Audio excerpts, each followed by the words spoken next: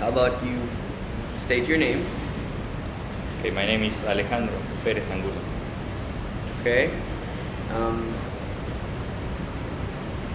so we've met each other. I don't know, what was it, 2008? Can you? Yeah, 2008, we started CJEP the same year, around 2008, and I think we probably talked a bit in some classes around that year. And I remember, like, the first time we hung out together was in the beginning of session of 2009. Like, it was the real first hangout. We went to see a movie. What did we see again? It was probably Inglourious Basterds. Yeah, I remember. Yeah, It was we like went the all big together. thing with the, what's his name again? Antoine? Antoine, Vivian, I think Kylian was there too. Yeah, he was. He was there, and then we went to the residence with other people. We drank. So basically, just to let it be known for the interview, this interview is actually about all the 7 years we've actually known each other since we. I remember at first, if you maybe correct me if I'm wrong. At first, you were kind of an atheist, but eventually, in those 7 years, it was an evolution, and you ended up being a Catholic, like Pascal.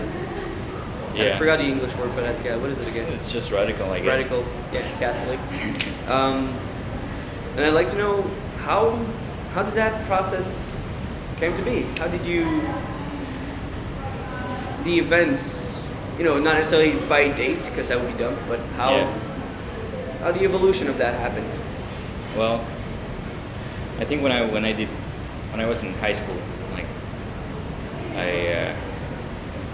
I decided to not have any beliefs anymore. So I was just like an atheist pure, and eventually, I don't know, through talking to people and going around and just questioning myself, I started thinking that maybe there was like a being above people, and maybe it was mostly like an idea, basically like a concept, like conceptual deity more than a structured thing.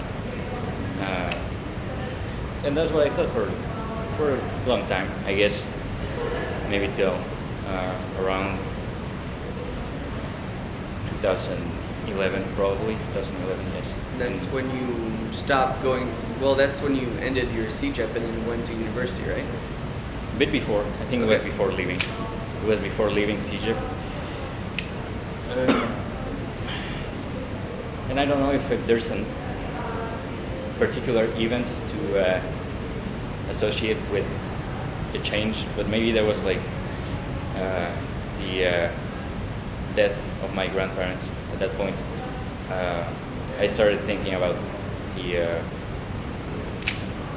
sort of the example that they left for me, especially my grandfather. He was a more social, quote unquote social. Like, he was into various movements that weren't just there for how can I say that, a superficial faith. So it was like an active faith, basically. Such as what kind of movements? Did he ever explain it to you?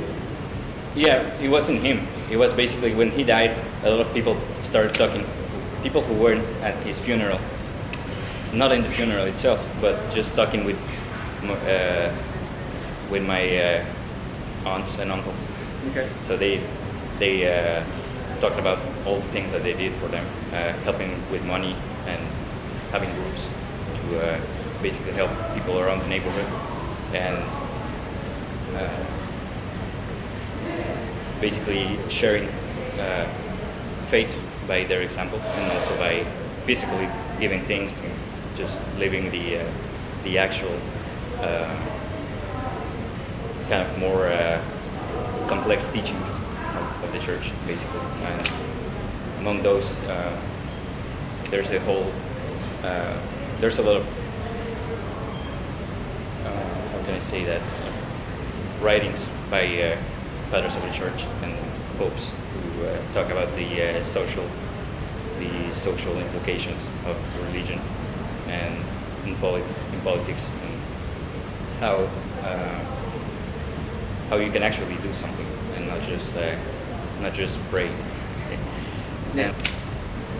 So it was more of a, was less of an emotional change and more of a like reflexive change. It was more intellectually that you started, I don't know, like thinking more profoundly about religion. Yeah, I think, and even now, the thing in a way, other than the example that made me choose that way, was a irrational process. So it was all about trying to learn more and not just absorb whatever is like given by society now. Because even in Mexico nowadays, faith is getting more and more questioned. Okay. And in a few cases, the things that are said or things that are questioned are maybe legitimate, but some of them, in most cases, are out of ignorance of complex things. Because one of the things that I think influenced a simplified view of religion is that basically since the 70s, religion got more and more to a basic level, to a more simplified version. And maybe the intention at first was, I'm saying from the point of view of the church, was to include more people. Yeah. But it actually had the opposite effect, in which people saw more and more as a viable option to start living outside and Outside of the church? yeah, outside of the beliefs. And I think in a way what it did was that you're pulled in one or other direction. So basically when they started getting more and more relaxed about their faith, they went into the other direction, which is closer to atheism, and that goes by a lot of things, a lot of different factors, which are mainly, as I said before, those are factors that are mostly rational things. And I think maybe before that, the change was allowed also by people losing at some point the meaning or the real end. It's been said before that at periods of peace, people tend to get confident in a way, and they thought that they could allow more and more things to happen, and things would stay the same. But that had the opposite effect. Like if we think about the first period of the church, it was basically one of the most difficult, like socially speaking, because it was the persecution was most intense. Okay. Or it had the most direct effect, and they were closer to the roots. So at the same time that they were persecuted, they were stronger in their faith than us. So there was a period of, we can call it that, a period of glory of the church when it was at its peak of temporal power. But and well, since you've become a Catholic, have you done any like not necessarily activities, but what have you done to reinforce like what your granddad did with like doing physical stuff to help the others and reinforce his faith and reinforce faith around him? I think mainly it goes to, at least for now, uh,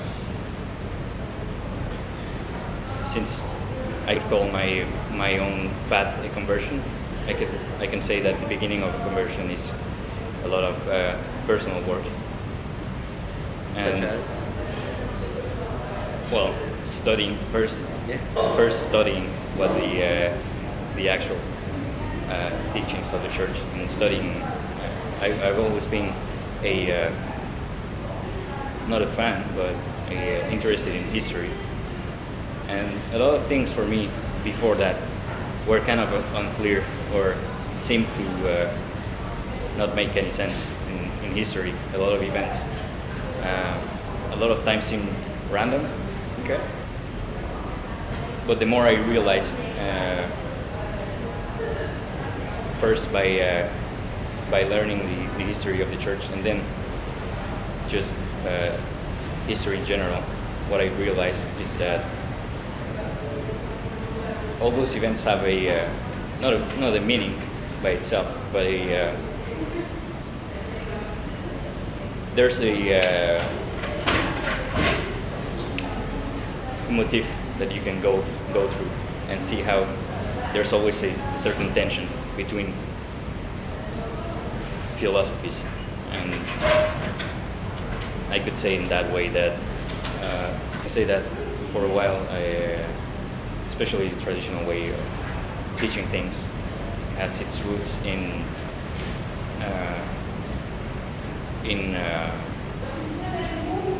ancient Greek philosophy. Sorry.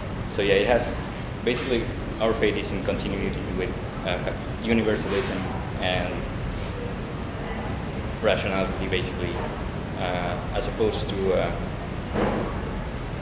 other faiths that are more based on just the revelation itself. Okay. Prefer not to mention those, but No. but yeah, a lot of things that are blamed, particularly slavery and other things, were actually fought by the Catholic Church, Okay. and promoted by other churches, which I prefer not to mention. Sure. And because we're at the very base of our faith, we're universalists, so we believe that all races and types of people can eventually convert. So we have less of an inclusive thing. Of course, there's always principles that ask us to do things. And to go back to the how I try to be better, I think, and I don't know, maybe I'm not the right person to say, but I get the impression that people around me have a different view of me than before, and even if it's not directly calling them to go to church or things like that, I think it starts with an example.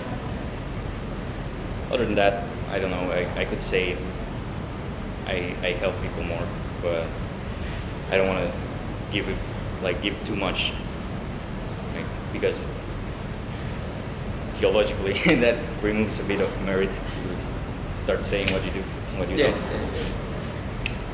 There's a lot of personal things. But mostly, also, I want to know, because I think from the previous discussion we had, you mentioned that you're helping the church like during ceremonies. I don't know the exact titles of what you do, or like it was during the summer last summer. I think you mentioned it. Yeah, I do. I do pretty much every day. I'm an altar servant. Okay, an altar. So yeah, What does this entail? Just not everybody knows what an altar is nowadays, since religion has been kind of pushed out. There's a lot of things. It's basically serve a priest. And currently, I'm serving a priest who does traditional mass, so the rite as it was before 1970 Okay. when it was reformed. So yeah, it's the older form, and it basically, for those who are not familiar, like nowadays service at the altar is reduced, bring some things to the priest at certain moments. Older service at the altar was more complex, and you know that summer, basically I learned how to do from A to Z because I assisted mass before, but it's not the same being behind and then serving the altar itself. And you know, it's a responsibility, but it's also like a privilege for me, just being that close to the ceremony itself, which before and even I guess today it's seen as a sacrifice. So yeah, it's a sacrifice of it's a reproduction of the sacrifice of Christ, and we call that not a physical sacrifice as before, but it's just a spiritual sacrifice. So that's why there's an altar. Okay. The altar has a lot of significations. I can go through some. Yeah, sure. For one, the altar is supposed to represent a tomb, so it's like the lid of a tomb, and it's made out of stone. There's 5 crosses engraved in the stone when it's consecrated, and the 5 stones is like the 5 wounds, so hands, feet, and heart. So they're one in the center and the other in the extremities. It's a consecrated stone, and it has relics of saints embedded in the stone. So that's what makes actually a church a church. It's not the rest of the building is like an envelope for the altar. The altar is the main part of the church. But yeah, I think there's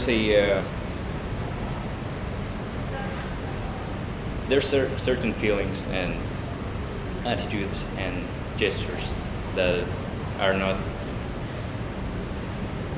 usual. So I would say that what I take from that experience is I experience things that I wouldn't otherwise, and the beauty and all the external factors like are supposed to represent what we're doing internally. So I guess I can feel like an atmosphere that really brings me out of what I do normally, of my daily life. We can call that a supernatural ambience, or there's an aura of, that something is happening there that's not the usual things. Other than that, the priest I'm serving is a relatively young priest. He's going to be 40 this year, so yeah, he's pretty young. That's another thing that drove me more into a traditional perspective, since priests are more and more leaving the church. Like the renewal is basically going through a lot of young priests and young people in general that even if they didn't know the original form, because they were born after 70. They saw in there a greater possibility of change. That's what I observed, that people who have difficult environments or conversions, or more trouble, went more into a traditional way, into a traditional milieu, because once you get there, once you get first there, and you're like assisting to the new mass, you realize that there's something still missing.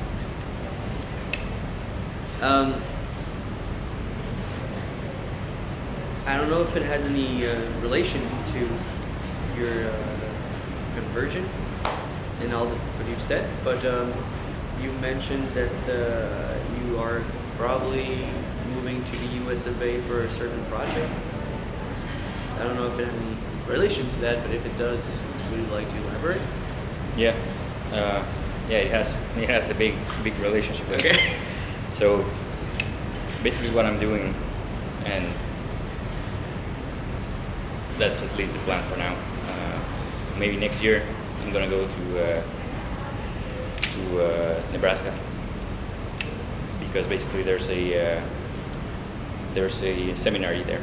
So what I want to do is try to go there and see if I can eventually become a priest. Okay. So yeah, it's a traditional seminary, and if it works, it's gonna take 7 years of formation. So yeah, it's gonna be a big thing for me, and 7 years of pretty much being detached from the world in a way, and being outside. How do those seminary works?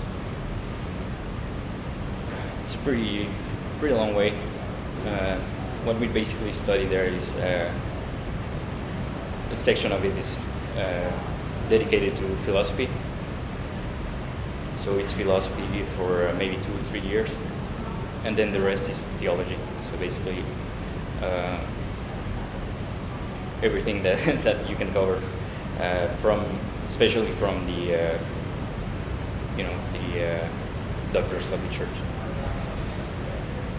A doctor of the church being someone who was named a solid transmitter of faith, who studied a lot.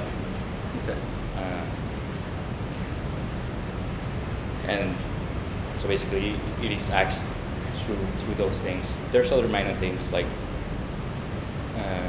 basically how to deal with real life issues and how to accompany people in their struggles, not only in confession but outside. And that's one of the things that I took from assisting a priest every day, is just to see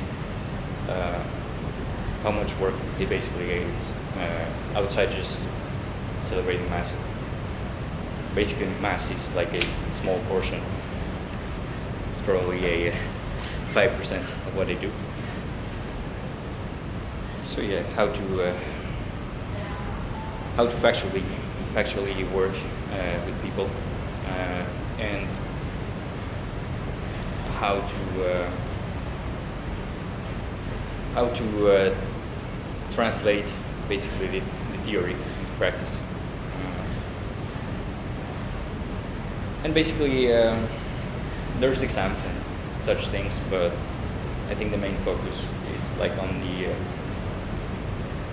the abilities just to celebrate Mass and be able to preach, be able to confess, those kind of things.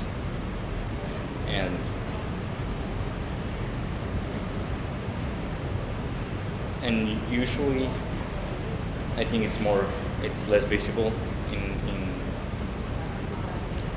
a modern perspective. But yeah, before it was a big deal to really have a consciousness, or being conscious of your charge, and basically being a figure of authority, but being a legitimate figure of authority, gaining that respect from people. Because nowadays it's almost seen as a sacrifice instead of being like. Oh yeah, of course. Like, Which is bizarre.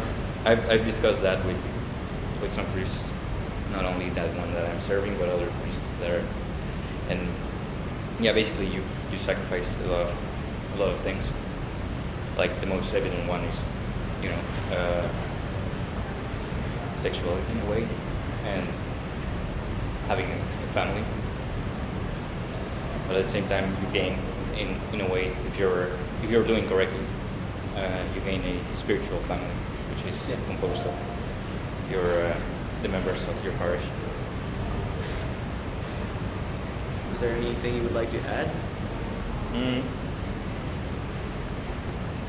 Uh, well, maybe if there's one thing I had to add is that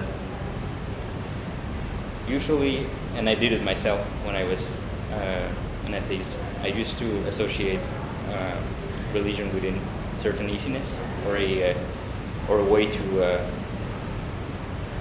just relax or kind of try to explain things that you can't. But basically, it took way more trying to have faith, for me at least, than to not have faith. It was just easier before. But also that hardship, I guess it's accompanied by a